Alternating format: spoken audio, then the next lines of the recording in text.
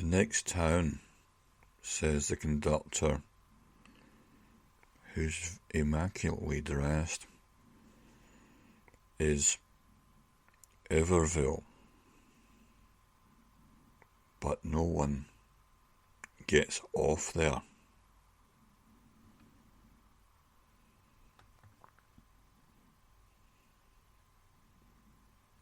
Jeff and the businessman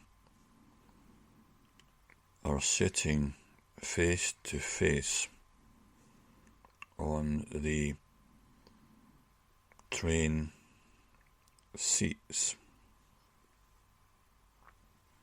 and they've both got their coats slung over the back of the seat and space next to them.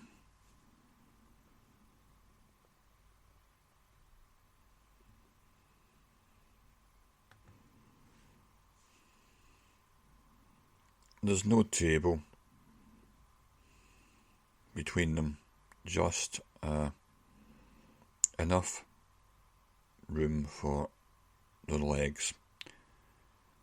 Jeff is cross-legged and fairly lanky in his build, which means his right knee is over his left knee, and his foot is jutting forward into the area near to the businessman, who is clutching his paper as if his life depends on it.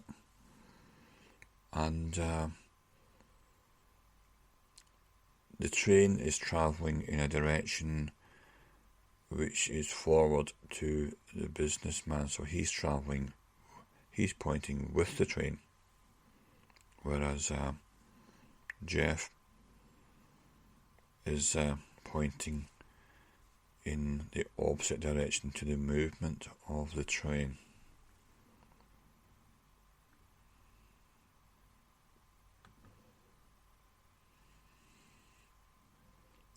"No one gets off," says Jeff. "Oh, hang on then." And Jeff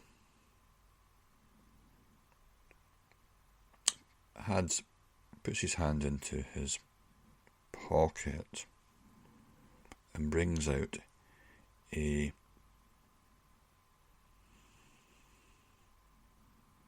some money.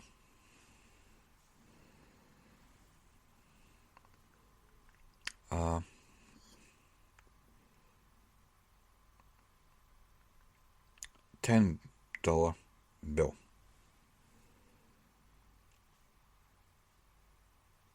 He says to the conductor, "Would this help?" The conductor puts on a bashful face, a coy face. No one gets off, but, well, no one until now, says the conductor, and have made an agreement that for a generous tip, that perhaps an arrangement could be made.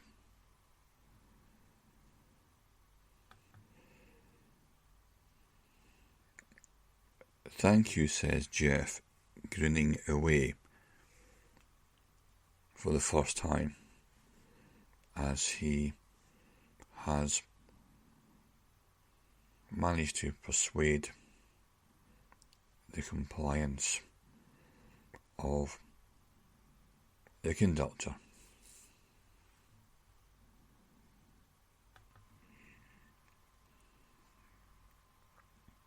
Jeff rises briskly from his seat, grabs his satchel to the indignation of the businessman clutching his newspaper, he mutters, "Damn fool," as he watches Jeff grab his satchel and stride away with gusto.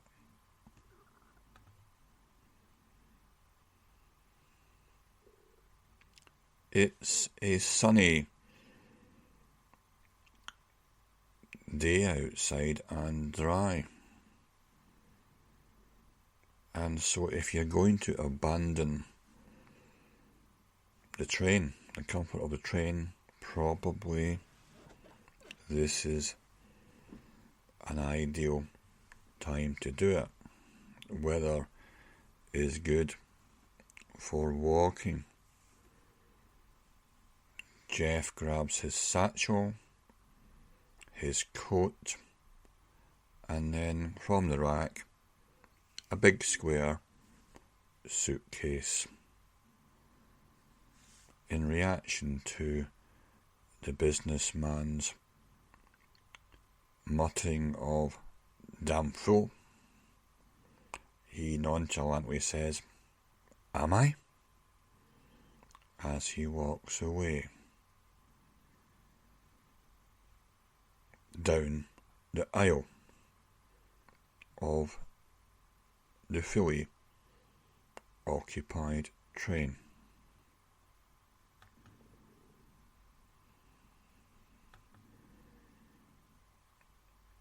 "Wish me luck," he says to the businessman. "You'll need it," the businessman retorts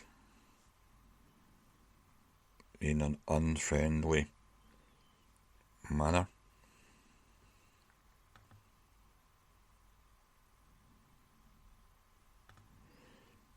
Once Jeff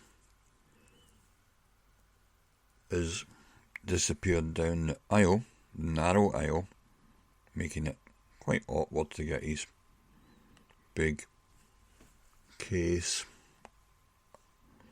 along, the businessman mutters, "About as boring as hell," he says to himself. The businessman shakes his head in disdain and goes back to focusing on his newspaper, which is clearly very important to him.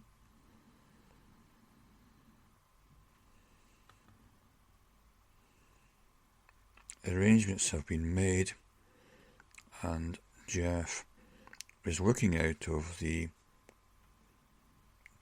window, and the train is slowing down. Sunny, dry day outside. The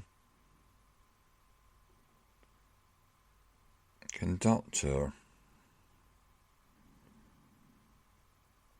comes up to the door next to him, touches his arm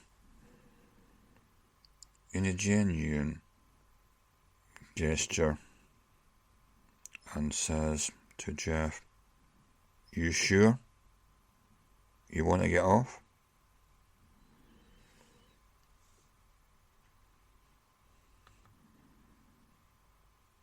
"Absolutely," Jeff says, nodding his head in affirmation.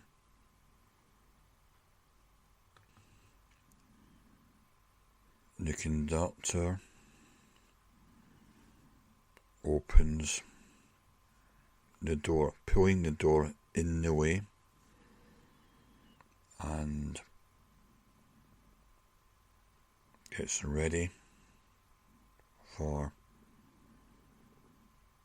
the departure of Jeff as the train is now going at a walking pace.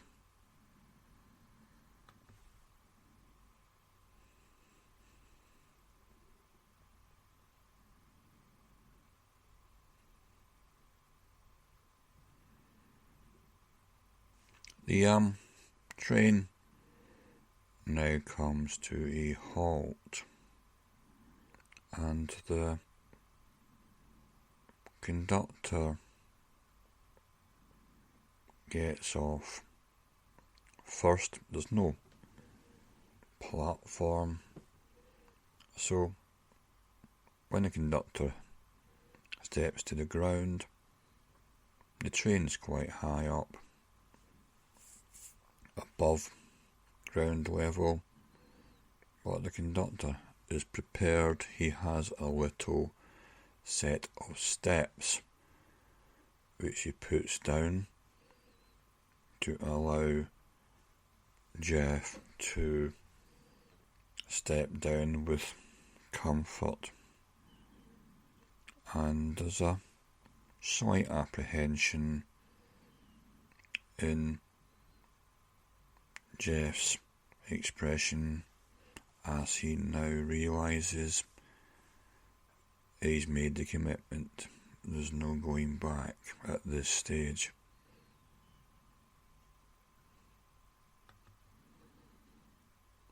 There's a hesitation from Jeff. He looks out across the land and he looks back into the carriage as if he's had or contemplating going back in. He's had possibly second thoughts about this. Maybe he was a bit rash. Perhaps the businessman had goaded him, provoked him into the wrong decision. The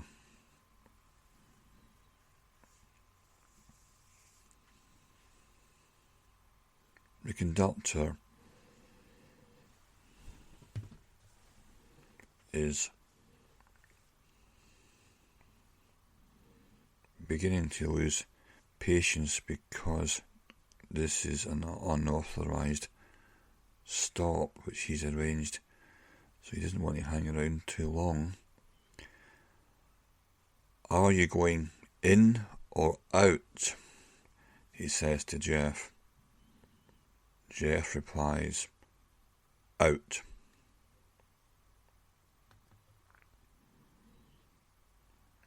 Jeff recovers his posture and enthusiasm. There was only a momentary lapse, but now he jumps down with a spring in his step and begins to walk away from the train.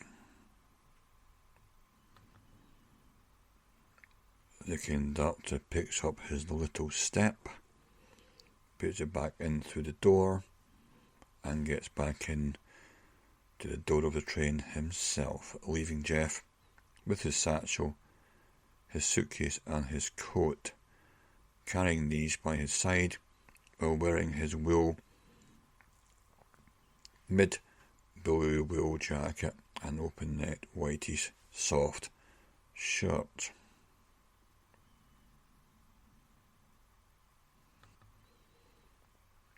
And as he stands there on the siding, the train begins to glide away, leaving him in the middle of nowhere, it would appear. And then Jeff watches the train move away entirely and start to recede into the distance. he takes his attention away from the train, turns his head around, and begins to contemplate the new context he is now experiencing. No longer is he sitting in the comfort or relative comfort of the train carriage. He's standing out in the open by the side of a railway track with the train disappearing. And it's a bright, sunny day, some thin cirrostratus clouds, a thin layer, but the sun is diffusing through the cloud, making it very pleasant.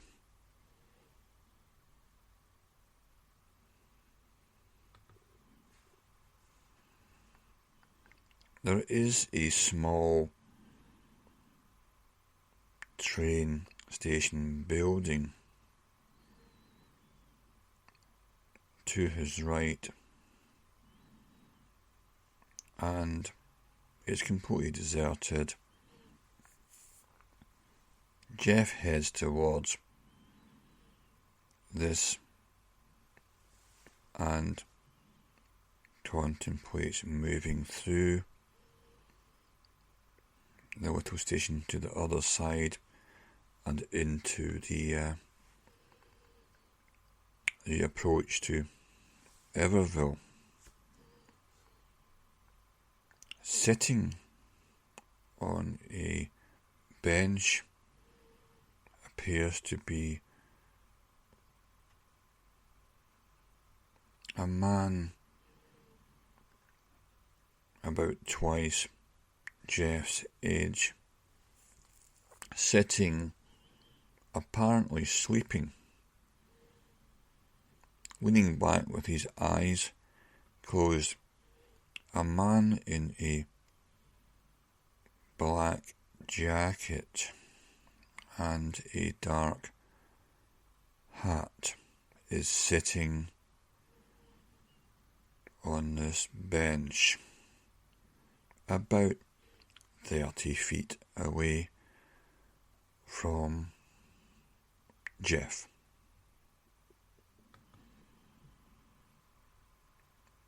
The man sitting on the bench is not stirring, he's not moving, almost as if he's frozen. And Jeff doesn't even notice him. He's looking at the door of the little station, and he opens it and steps inside.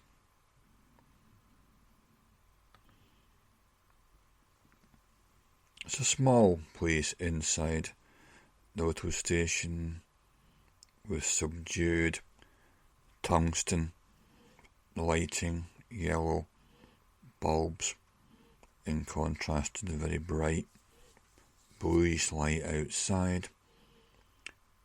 Very subdued light inside, yellow tungsten bulbs. And he stands at the grill. It's like bars on the window of the ticket office. And he looks through and announces himself. "Hi," he says, expectantly. Perhaps he thinks he's going to get some type of warm-spirited, old country welcome from whoever's in the ticket office.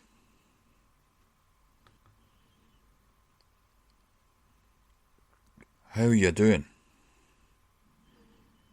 he says through the iron bars that almost resemble prison bars on the window of the ticket office. Through these bars, there's an old guy with receding hair jotting down notes on a desk, jotting down with a pencil, and to this man's right is an old-fashioned typewriter that looks like it's seen better days.